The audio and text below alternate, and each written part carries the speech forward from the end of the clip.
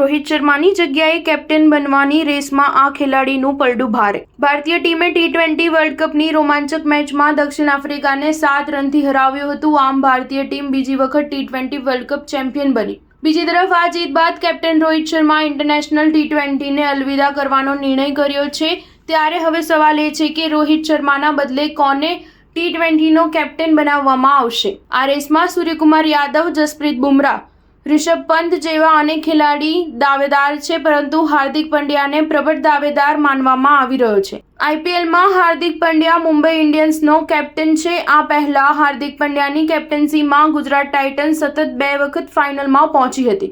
આમ હાર્દિક પાસે કેપ્ટન્સીનો સારો અનુભવ છે. આ કારણોસર હાર્દિક પંડ્યાને કેપ્ટન માટે પ્રબળ દાવેદાર માનવામાં આવી રહ્યો છે. T20 વર્લ્ડ કપમાં હાર્દિક પંડ્યાએ શાનદાર પ્રદર્શન કર્યું હતું. આ ટુર્નામેન્ટની 8 મેચોમાં હાર્દિક પંડ્યાએ 48ની એવરેજથી 144 રન બનાવ્યા હતા, જેમાં તેણે એકવાર 50 રનનો આંકડો પાર કર્યો હતો. આ સાથે જ બેટિંગ ઉપરાંત બોલિંગમાં પણ હાર્દિક પંડ્યા સુપરહિટ રહ્યો હતો.